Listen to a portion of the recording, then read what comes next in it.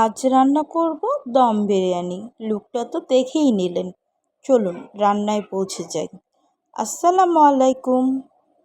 পেঁয়াজ বেরেস্তা করে সেই তেলে আমি দিয়ে দিলাম ব্রয়লার মুরগির মাংস। আপনারা অনেকে ভাবছেন ব্রয়লার মুরগিতে আবার বিরিয়ানি হয় নাকি, তবে চলুন না চেষ্টা করেই দেখি।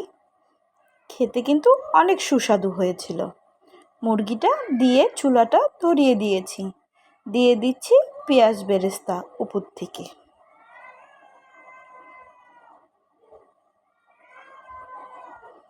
সুস্বাদু হয়েছে বলেই আপনাদের সাথে শেয়ার করছি, নয়তোবা শেয়ার করতাম না। দিয়ে দিচ্ছি বেশ খানিকটা টক দই। বিরিয়ানি রান্নাতে অবশ্যই টক দই ব্যবহার করতে হবে, নয়তো রান্নার স্বাদ আসবে কী করে বলেন। টক দইটা খুব ভালো করে ফেটিয়ে নিয়েছিলাম। চুলার আঁচটা মিডিয়াম রেখে আমি রান্না করছি। দিয়ে দিচ্ছি বিরিয়ানির মশলা। এখন ভালোভাবে মিক্সড করে নিচ্ছি।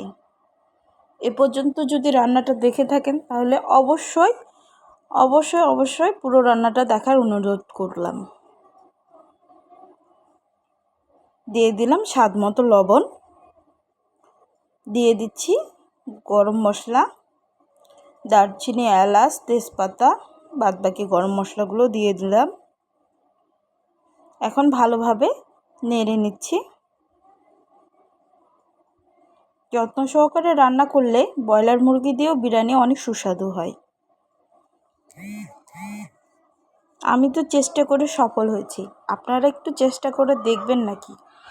দিয়ে দিচ্ছি মরিচের গুঁড়া একটু ঝালের জন্যে, এতে করে ঝালও হবে কালারও হবে। আমরা বাঙালিরা আবার ঝাল ছাড়া কিছু খেতে পারে নাকি। মুঘলরা হয়তো ঝাল ব্যবহার করতো না, তবে আমরা তো বাঙালি, নিজেদের একটু টাচ দিতেই হবে। কি বলেন বন্ধুরা? এখন ঢাকনা দিয়ে বেশ কিছু সময় ঢেকে দেব। আর এর ফাঁকে আমি দিয়ে দিয়েছিলাম বাদাম বাটা, কিশমিশ বাটা। সেটা আপনাদের দেখাতে একটু ভুল হয়ে গিয়েছে। ঢাকনা দিয়ে আমি 10 মিনিটের মতো সেদ্ধ করে নেব, আর কিছু দেওয়ার নেই এতে।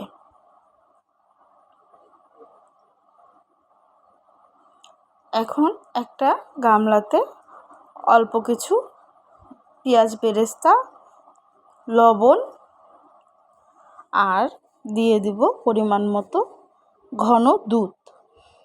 দুধটা আপনারা কাঁচাও ব্যবহার করতে পারেন, আবার জাল দেওয়া ব্যবহার করতে পারেন। আমি এক্ষেত্রে ঘন দুধ ব্যবহার করেছিলাম। দিয়ে দিচ্ছি টমেটো সস। অল্প সস ছিল, সেটা এখানে ব্যবহার করেছি 3 প্যাকেটের মতো। ওই যে বাঙালি ঘর বললাম, বাঙালি ঘরে সাধারণত যা থাকে আর কি। এ পর্যন্ত যদি আমার রান্নাটা দেখে থাকেন তাহলে অবশ্যই সাবস্ক্রাইব করে দিবেন। এখন এতে ব্যবহার করব স্বাদের জন্য চিনি। আমি আমার প্রয়োজন অনুসারে চিনি ব্যবহার করেছি। আর দিয়ে দিলাম আরেকটু গুঁড়া দুধ। গুঁড়া দুধের ফ্লেভারটা বিরিয়ানিতে খুব ভালো লাগে। দিয়ে দিয়েছি পরিমাণ মতো ঘি। এখানে 1 টেবিল চামচ পরিমাণ ঘি আমি ব্যবহার করেছি।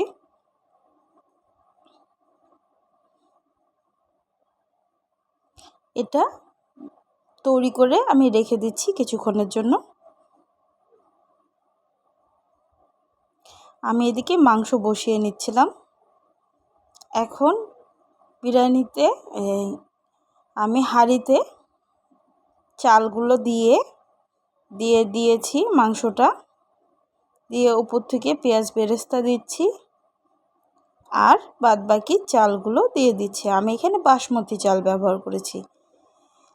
আর অল্প কিছু গরম মশলা উপর থেকে দিয়ে দিচ্ছি, যেমন জয়িত্রী দিচ্ছি অল্প করে, আর দিব এক্সট্রা কিছু বিরিয়ানির মশলা। আমি খুব কম মশলা ব্যবহার করার চেষ্টা করেছি এখানে।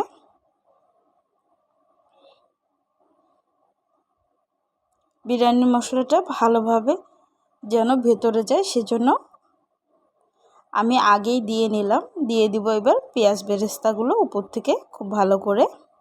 আমি একটা স্টার মশলাও দিয়ে দিয়েছি।